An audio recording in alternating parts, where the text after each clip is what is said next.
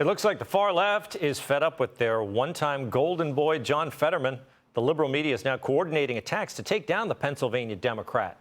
It all started with this piece from New York Magazine about Fetterman's mental health, saying, quote, staffers past and present say they no longer recognize the man they once knew. The senator pushed back on that story.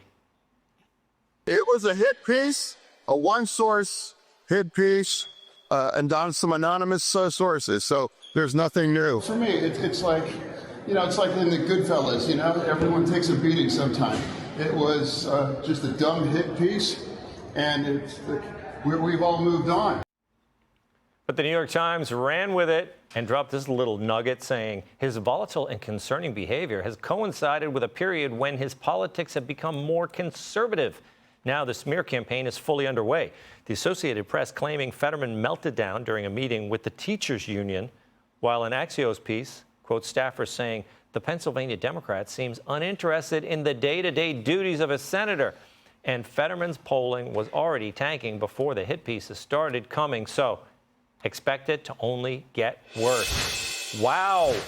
Molly, okay, look, New York Times, Axios, New York Magazine. This is like the media elite. They're all firing at the same time. Why do you think?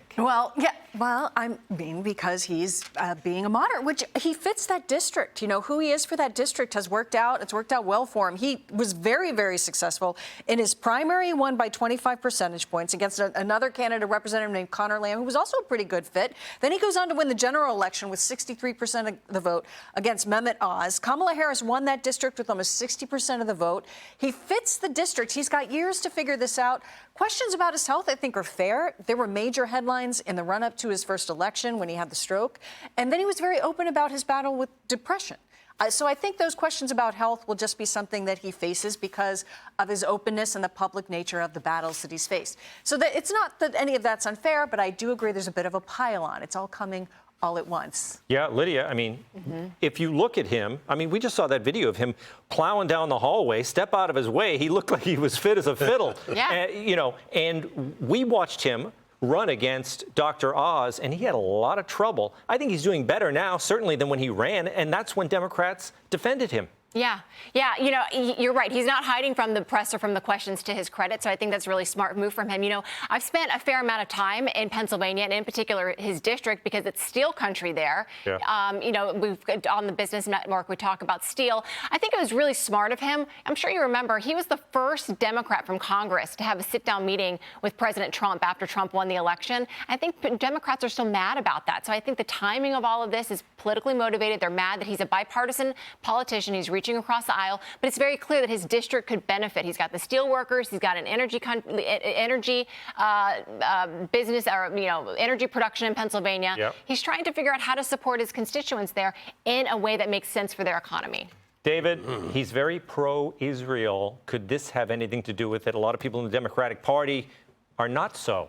Yeah, look, that could have the pro-terrorist wing of the Democrat Party a little bit peeved, but Fetterman's a fraud. He's a fraud. When you look at his actual voting record, not what he says. I don't judge politicians just by what they say, what position they take, or who they meet with. It's what they vote and how they cast their votes. And when you look at his voting record, he is still a far-left voter. That's the bottom line with him. So whatever game they're playing, and it's a good point about Connor Lamb, because the decision between the two of them was really who was the more far-left. Connor Lamb arguably had more experience. Fetterman had a town of 1,500 people. So fail upward, and now you're the victim of, get this, a one-source anonymous hit piece. Sound familiar? Yeah, it's been done before. Hey, Sean Hannity here. Hey, click here to subscribe to Fox News YouTube page and catch our hottest interviews and most compelling analysis. You will not get it anywhere else.